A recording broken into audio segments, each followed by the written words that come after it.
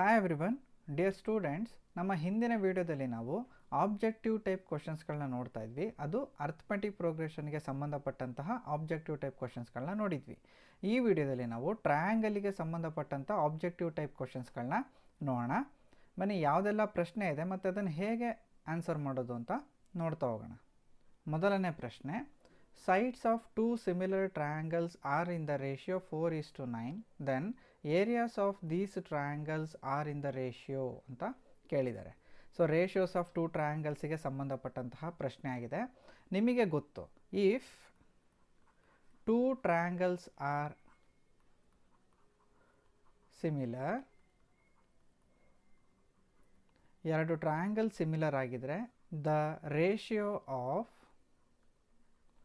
their area is equal to ratio of square of the corresponding sides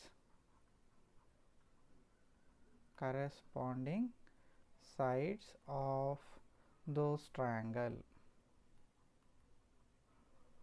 ಈ definition ನಿಮಗೆ ಗೊತ್ತಿದೆ. ಈಗ ಎರಡು ಟ್ರಯಾಂಗಲ್ ಇದೆ ಅಂತ ಅಂದ್ಕೊಳ್ಳಿ. ಈ ಎರಡೂ ಟ್ರಯಾಂಗಲ್ಲು ಸಿಮಿಲರ್ ಆಗಿದ್ದರೆ ಈ ಏರಿಯಾ ಏನಾಗಿರುತ್ತೆ, ಇದಕ್ಕೊಂದು ಏರಿಯಾ ಇರುತ್ತೆ ಮತ್ತು ಈ ಟ್ರಯಾಂಗಲಿಗೆ ಒಂದು ಏರಿಯಾ ಇರುತ್ತೆ. ಈ ಎರಡೂ ಏರಿಯಾಗಳ ರೇಷಿಯೋ ಏನಾಗಿರುತ್ತೆ ಅಂದರೆ, ಏರಿಯಾ ಆಫ್ ಇದನ್ನು ಟ್ರಯಾಂಗಲ್ 1 ಅಂತ ತಗೋತೀನಿ, ಇದನ್ನು ಟ್ರಯಾಂಗಲ್ 2 ಅಂತ ತಗೋತೀನಿ. Area of triangle 1 divided by area of triangle 2 ಇದು ಯಾವುದಕ್ಕೆ ಈಕ್ವಲ್ ಆಗಿರುತ್ತೆ ಅಂದರೆ, ಈಗ ಈ ಸೈಡಿಗೆ ಇಲ್ಲಿ ಕರೆಸ್ಪಾಂಡಿಂಗ್ ಸೈಡ್ ಯಾವುದು ಇದಾಗಿರುತ್ತೆ ಅಲ್ವಾ. ಹಾಗಾಗಿ suppose this will be A B C, ಇದು ಡಿ ಇ ಎಫ್ ಆಗಿದ್ರೆ ಎ ಬಿ ಸೈಡಿಗೆ ಕರೆಸ್ಪಾಂಡಿಂಗ್ ಸೈಡ್ ಯಾವುದು ಡಿ ಇ ಆಗಿರುತ್ತೆ. ಅಲ್ಲಿಗೆ ಸ್ಕ್ವೇರ್ ಆಫ್ ದಟ್ ಸೈಡ್ಸ್ನ ರೇಷಿಯೋ ತೊಗೊಂಡ್ರೆ ಏನಾಗುತ್ತೆ, ಅದು ಈ ಏರಿಯಾ ಆಫ್ ಎ ಟ್ರಯಾಂಗಲಿಗೆ ಏನಾಗಿರುತ್ತೆ, ರೇಷಿಯೋಗೆ ಈಕ್ವಲ್ ಆಗಿರುತ್ತೆ ಅಂತ ಗೊತ್ತಿದೆ ನಿಮಗೆ. ಸೊ ಹಾಗಾಗಿ ನಾವಿಲ್ಲಿ ಏನು ಬರಿಬೋದು, A B square divided by D E square ಅಂತ ಬರಿಬೋದು. ಅದೇ ಥರ B C square divided by E F square ಅಂತ ಬರಿಬೋದು. ಅದೇ ಥರ A C square divided by D F square ಅಂತ ಬರಿಬೋದು. ಸೊ ಈ ರೀತಿ ನಾವು ರೇಷಿಯೋನ ಡಿಫೈನ್ ಮಾಡ್ಬೋದು. ಇದನ್ನು ಯೂಸ್ ಮಾಡಿಕೊಂಡು ಈ ಪ್ರಾಬ್ಲಮ್ನ ನಾವು ಸಾಲ್ವ್ ಮಾಡಬೇಕಾಗುತ್ತೆ. Sides of two similar triangles are in the ratio 4:9. So ಸೈಡ್ಸ್ನ ಕರೆಸ್ಪಾಂಡಿಂಗ್ ಸೈಡ್ಸ್ನ ಕೊಟ್ಬಿಟ್ಟಿದ್ದಾರೆ, 4:9 ರೇಷಿಯೋದಲ್ಲಿದೆ ಅಂತ. ಅಲ್ಲಿಗೆ ಈ ರೇಷಿಯೋವನ್ನು ಕೊಟ್ಟಿದ್ದಾರೆ ಅಂದರೆ ಆ ಸೈಡ್ಸ್ ರೇಷಿಯೋನ ನಾವೆಲ್ಲಿ ಸಬ್ಸ್ಟಿಟ್ಯೂಟ್ ಮಾಡ್ಬೋದು, ಈ ಸೈಡಿಗೆ ಸಬ್ಸ್ಟಿಟ್ಯೂಟ್ ಮಾಡ್ಬೋದು. ಮಾಡಿದಾಗ area of these triangles are in ratio ಅಂತ ನಮಗೆ ಈ ರೇಷಿಯೋ ಕಂಡುಹಿಡಿಯೋಕ್ಕೆ ಹೇಳಿದ್ದಾರೆ. ಸಿಂಪಲ್ ಆಗಿದೆ. ಇದನ್ನು ಕೊಟ್ಟಿದ್ದಾರೆ, ಇದನ್ನು ಕಂಡುಹಿಡಿಯೋಕ್ಕೆ ಹೇಳಿದ್ದಾರೆ. ಇಲ್ಲಿಗೆ ಸಬ್ಸ್ಟಿಟ್ಯೂಟ್ ಮಾಡೋಕ್ಕೆ ಹೆಲ್ಪ್ ಆಗೋ ಥರ area of triangle 1 divided by area of triangle 2 is equal to, ಇಲ್ಲಿ ಕೊಟ್ಟಿರೋಂಥ ರೇಷಿಯೋನ ಇಲ್ಲಿ ಸಬ್ಸ್ಟಿಟ್ಯೂಟ್ ಮಾಡ್ತೀನಿ. ಒಂದು 4 ಇದೆ, ಅದರ ಸ್ಕ್ವೇರು, ಇನ್ನೊಂದು 9 ಇದೆ, ಅದರ ಸ್ಕ್ವೇರು. ಏನು ಬರುತ್ತೆ, 4 ಸ್ಕ್ವೇರ್ ಅಂದರೆ 16, 9 ಸ್ಕ್ವೇರ್ ಅಂದರೆ 81. 16 ಡಿವೈಡೆಡ್ ಬೈ 81 ಏನಂತ ಬರಿಬೋದು, 16:81 ಅಂತ ಬರಿಬೋದು. ಸೊ ಇದೇ ಆ ಎರಡೂ ಟ್ರಯಾಂಗಲ್ನ ಏರಿಯಾದ ರೇಷಿಯೋ ಆಗಿರುತ್ತೆ. ಅದು ಆಪ್ಷನ್ ಡಿನಲ್ಲಿದೆ. ಹಾಗಾಗಿ 16:81 ಅನ್ನೋದು ಇದಕ್ಕೆ ಸರಿಯಾದಂಥ ಉತ್ತರ ಆಗಿರುತ್ತೆ.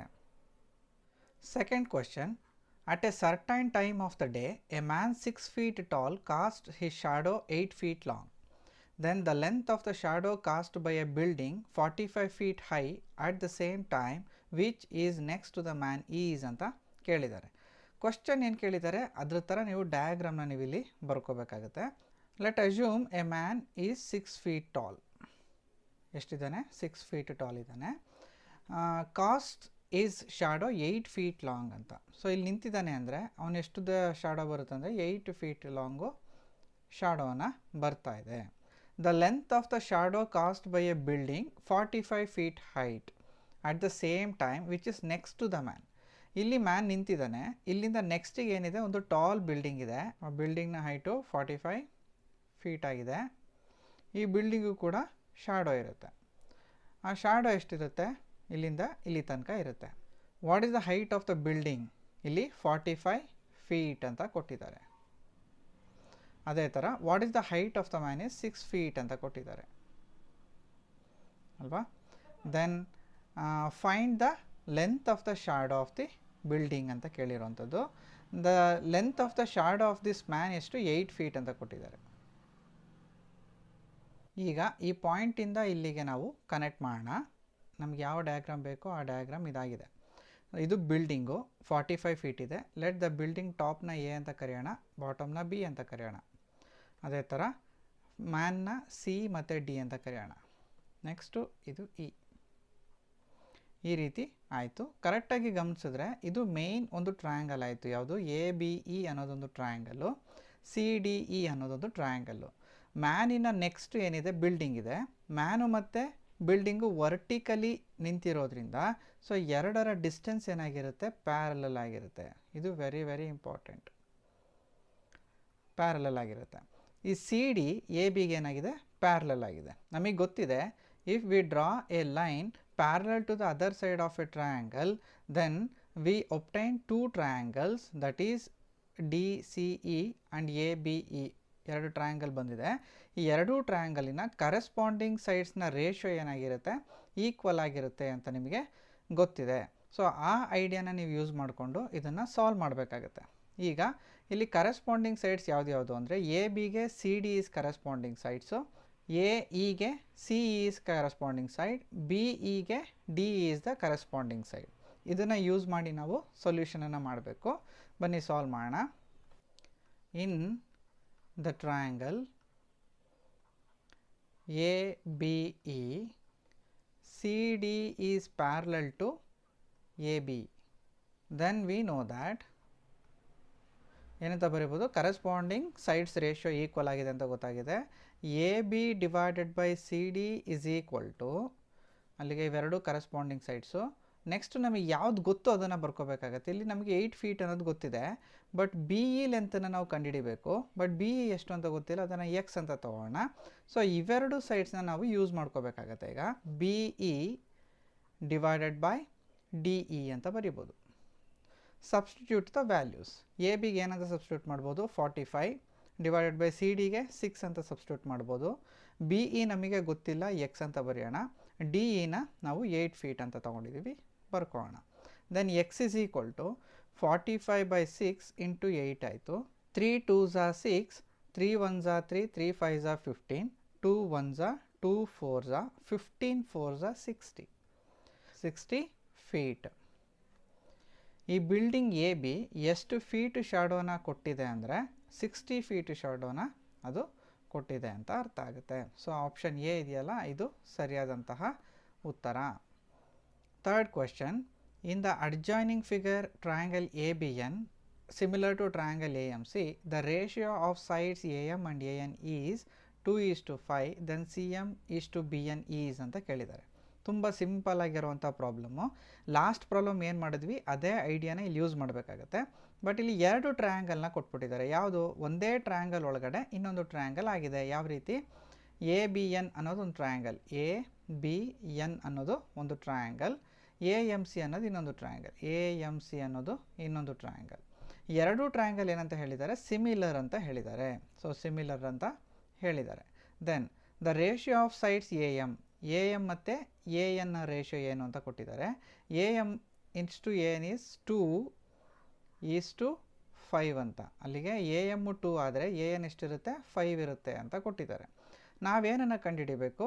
C M is to B ಎನ್ನನ್ನು ಕಂಡುಹಿಡಿಬೇಕಾಗತ್ತೆ. ಸಿ ಎಮ್ ಅಂದರೆ ಇದು, ಬಿ ಎನ್ ಅಂದರೆ ಇವುಗಳ ರೇಷಿಯೋ ಕಂಡುಹಿಡಿಬೇಕು. If 2 triangles are equal, then the ratio of corresponding sides ಏನಾಗಿರುತ್ತೆ? ಈಕ್ವಲ್ ಆಗಿರುತ್ತೆ. ಹಾಗಾಗಿ ನಾವೇನಂತ ಬರಿಬೋದು? A M divided by A N should be equal to A C divided by A B should be equal to M C divided by B N ಅಂತ ಬರಿಬೋದು. ಈ ರೀತಿ corresponding ರೇಷಿಯೋಸ್ಗಳನ್ನ ನಾವು ಈಕ್ವಲ್ ಅಂತ ಬರಿಬೋದು. ಇಷ್ಟಾದಮೇಲೆ A M by A N ಕೊಟ್ಟಿದ್ದಾರೆ ಅಲ್ವಾ? ಎ ಎಮ್ ಮತ್ತು ಎ ಎನ್ ರೇಷಿಯೋ ಏನು ಅಂತ ಕೊಟ್ಟಿದ್ದಾರೆ, ಅದನ್ನು ಬರೆಯೋಣ. A M by A N ಜಾಗದಲ್ಲಿ ಏನು ಬರಿಬೋದು? 2/5 ಅಂತ ಬರಿಬೋದು. That is equal to A C by A B that is equal to M C by B N ಅಂತ. ಓಕೆನಾ? ಅಥವಾ ಇದನ್ನು ಇನ್ನೊಂದು ಥರನೂ ಬರಿಬೋದು. ಯಾವ ಥರ? C M divided by N B ಅಂತ. ಎರಡೂ ಕೂಡ ಒಂದೇ. ಇದನ್ನು ನೋಡಿದಾಗ ಇದನ್ನು ನಾವು ಈಕ್ವಲ್ ಮಾಡ್ಬೋದು. ಏನಾಗುತ್ತೆ? 2/5 is equal to C M by B N ಆಗುತ್ತೆ. That is 2:5 is equal to CM:BN ಆಗುತ್ತೆ. ದೇರ್ಫೋರ್ 2:5 ಅನ್ನೋದು ಇದಕ್ಕೆ ಸರಿಯಾದಂತಹ ಉತ್ತರ ಆಗುತ್ತೆ.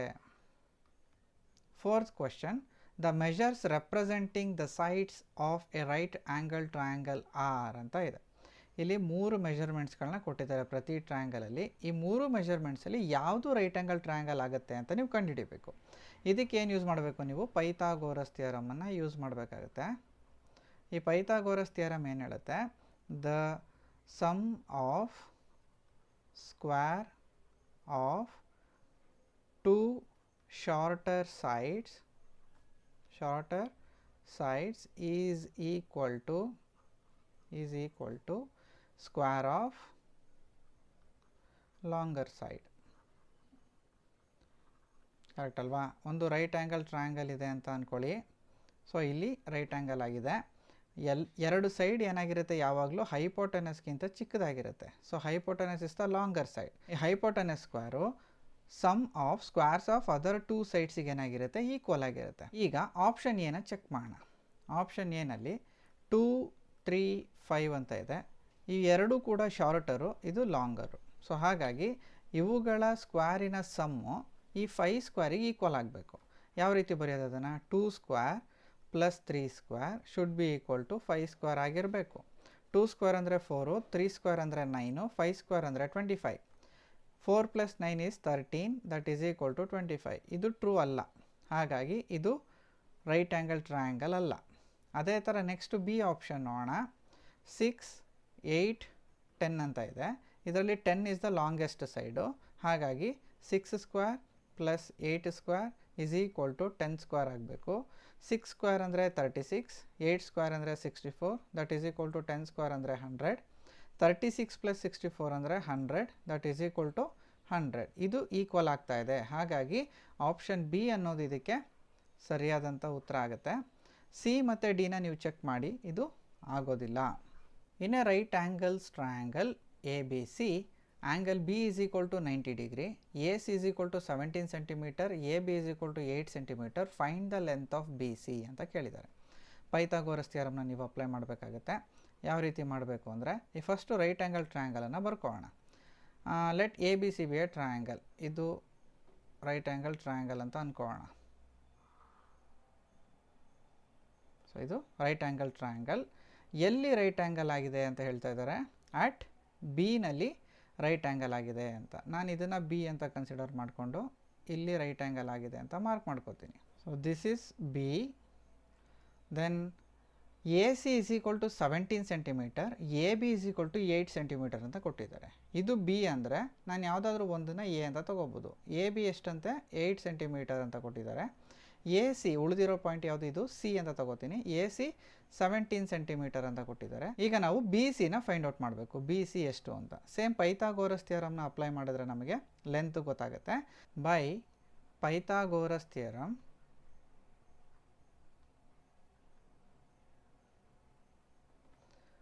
hypotenuse square should be equal to base square plus height square.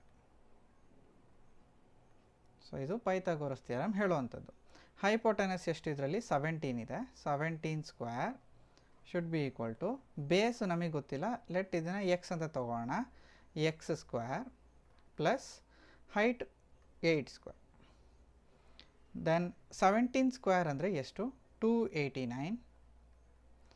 X square ಅಂದರೆ ಎಷ್ಟು, ಎಕ್ಸ್ ಸ್ಕ್ವೇರ್. 8 ಸ್ಕ್ವೇರ್ ಅಂದರೆ 64. ದೆನ್ ಎಕ್ಸ್ ಸ್ಕ್ವೇರ್ ಇಲ್ಲೇ ಇಟ್ಕೋತೀನಿ, 64 ಈ ಕಡೆ ತೊಗೊಂಡೋದ್ರೆ ಏನಾಗುತ್ತೆ, -64 ಆಗುತ್ತೆ. 289 - 64 is equal to X square ಆಯಿತು. 9ಅಲ್ಲಿ 4 ಹೋದರೆ 5, 8ಅಲ್ಲಿ 6 ಹೋದರೆ 2 ಇಂಟು ಹಾಗೆ ಉಳೀತು, that is equal to X square. ಈ ರೀತಿ ಬರ್ಕೊಂಡ್ರು ಒಂದೇ, ಅಥವಾ x square is equal to 225 ಅಂತ ಬರ್ಕೊಂಡ್ರು ಒಂದೇ. Then X is equal to square root of 225 ಆಗುತ್ತೆ, ಯಾಕೆಂದರೆ ಸ್ಕ್ವೇರ್ ಈ ಕಡೆ ಹೋದಾಗ ಸ್ಕ್ವೇರ್ ರೂಟ್ ಆಗುತ್ತೆ. Then X is equal to square root of 225 is +or-15 ಆಗುತ್ತೆ. ಲೆಂತ್ ಯಾವಾಗಲೂ ನೆಗೆಟಿವ್ ಆಗೋದಕ್ಕೆ ಸಾಧ್ಯ ಇಲ್ಲ, ಹಾಗಾಗಿ +15 ಅನ್ನೋದು ಸರಿಯಾದಂಥ ಉತ್ತರ. 15 ಸೆಂಟಿಮೀಟರ್ ಅನ್ನೋದು ಆಪ್ಷನ್ ಡಿನಲ್ಲಿದೆ, ಹಾಗಾಗಿ ಆಪ್ಷನ್ ಡಿ ಅನ್ನೋದು ಸರಿಯಾದಂತಹ ಉತ್ತರ ಆಗಿರುತ್ತೆ. Next question, In the adjoining figure, DE is parallel to BC, BD is equal to 7 cm, AD is equal to 5 cm and AC is equal to 18 cm. Find AE and CE ಅಂತ ಕೇಳಿದ್ದಾರೆ. In the adjoint figure, DE is parallel to BC ಅಂತ ಕೊಟ್ಟಿರೋದ್ರಿಂದ clear ಆಗಿ ಹೇಳಿದ್ದಾರೆ DE is parallel to BC ಅಂತ. BD is 7 cm. ಈ BD ಅನ್ನೋ length ಏನಿದೆ ಇದು 7 cm ಅಂತ ಕೊಟ್ಟಿದ್ದಾರೆ. AD is 5 cm ಅಂತ ಕೊಟ್ಟಿದ್ದಾರೆ. ಸೊ AD ಎಷ್ಟು 5 cm. AC is 18 cm ಅಂತ ಕೊಟ್ಟಿದ್ದಾರೆ. ಈ ಕಂಪ್ಲೀಟ್ ಡಿಸ್ಟೆನ್ಸ್ AC ಎಷ್ಟು 18 cm. ಹಾಗಿದ್ರೆ ನಾವಿಲ್ಲಿ ABನೂ ಕಂಡುಹಿಡಿಬೋದಲ್ವಾ. ಟೋಟಲ್ ಡಿಸ್ಟೆನ್ಸು ಎಷ್ಟು 7 + 5 is 12 cm. ಈಗ ನಮಗೆ ಗೊತ್ತು ಎರಡು ಲೈನ್ಸು ಪ್ಯಾರಲಲ್ ಅಂತ ಅಂದಮೇಲೆ ಈ ಟ್ರಯಾಂಗಲ್ಲು ಏನಾಗಿರುತ್ತೆ, the ratio of the corresponding sides is equal ಆಗಿರುತ್ತೆ. ಹಾಗಾಗಿ ನಾವೇನು ಬರಿಬೋದು, AB divided by BD should be equal to AC divided by EC ಅಂತ ಬರಿಬೋದು. Because the corresponding sides ratio ಏನಾಗಿರುತ್ತೆ ಈಕ್ವಲ್ ಆಗಿರುತ್ತೆ ಅಂತ. ಏನು ಕಂಡುಹಿಡಿಯೋಕೆ ಹೇಳಿದ್ದಾರೆ, AE ಮತ್ತು CEನ ಕಂಡುಹಿಡಿಯೋಕೆ ಹೇಳಿದ್ದಾರೆ.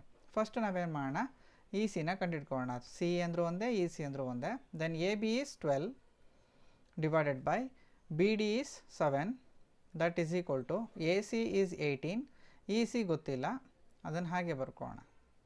Then EC is equal to, ECನ ಈ ಕಡೆ ತೊಗೊಂಡೆ, ಸೊ ಇದನ್ನು ಈ ಕಡೆ ತೊಗೊಂಡ್ರೆ ಏನಾಗುತ್ತೆ ರೆಸಿಪ್ರೋಕಲ್ ಆಗುತ್ತೆ. ದಟ್ ಈಸ್ 18 × 7 ಡಿವೈಡೆಡ್ ಬೈ 12 ಆಯಿತು. 6 2s are 12, 6 3s are 18. EC is equal to 21 divided by 2 that is equal to 10.5 ಬರುತ್ತೆ. 10.5 ಸೆಂಟಿಮೀಟರ್. ಹಾಗಿದ್ರೆ EC ಡಿಸ್ಟೆನ್ಸ್ ಎಷ್ಟು 10.5 ಸೆಂಟಿಮೀಟರ್. ಹಾಗಿದ್ರೆ AE ಡಿಸ್ಟೆನ್ಸ್ ಎಷ್ಟು, AE ಡಿಸ್ಟೆನ್ಸ್ ಕಂಡುಹಿಡಿಬೇಕು ಅಂದರೆ ಏನು ಮಾಡಬೇಕು, ಈ ಟೋಟಲ್ 18 ಸೆಂಟಿಮೀಟರ್ ಇದೆಯಲ್ಲ ಈ ಡಿಸ್ಟೆನ್ಸು, ಅದರಿಂದ 10.5ನ ಮೈನಸ್ ಮಾಡಿದ್ರೆ ನಮಗೆ AE ಸಿಗುತ್ತೆ. ದಟ್ ಈಸ್ AC ಮೈನಸ್ ECನ ಮಾಡಬೇಕಾಗುತ್ತೆ. AC ಎಷ್ಟು 18 ಸೆಂಟಿಮೀಟರ್ ಮೈನಸ್ 10.5 ಸೆಂಟಿಮೀಟರ್ ಮಾಡಿದ್ರೆ ಏನು ಬರುತ್ತೆ, 7.5 ಸೆಂಟಿಮೀಟರ್ ಬರುತ್ತೆ. So this is AE. ECನೂ ಗೊತ್ತಾಯಿತು, AEನೂ ಗೊತ್ತಾಯಿತು. EC ಎಷ್ಟು 10.5 ಸೆಂಟಿಮೀಟರ್. ಸೊ ಇಲ್ಲಿ AE ನೋಡಿ, AE 7.5 centimetre, C is 10.5 centimetre. ಇದು ಆಪ್ಷನ್ ಸಿನಲ್ಲಿದೆ. ಹಾಗಾಗಿ ಆಪ್ಷನ್ ಸಿ ಇದಕ್ಕೆ ಸರಿಯಾದಂಥ ಉತ್ತರ ಆಗುತ್ತೆ. ಡಿಯರ್ ಸ್ಟೂಡೆಂಟ್ಸ್, ಈ ವಿಡಿಯೋದಲ್ಲಿ ನಾನು ನಿಮಗೆ ಟ್ರಯಾಂಗಲ್ನಲ್ಲಿ ಕೇಳಬಹುದಾದಂಥ ಆಬ್ಜೆಕ್ಟಿವ್ ಟೈಪ್ ಕ್ವಶನ್ಸ್ಗಳನ್ನ ಕೆಲವೊಂದು ಸಾಲ್ವ್ ಮಾಡಿದ್ದೀನಿ. ನೆಕ್ಸ್ಟ್ ವಿಡಿಯೋದಲ್ಲಿ ಮುಂದಿನ ಲೆಸನನ್ನು ನೋಡೋಣ.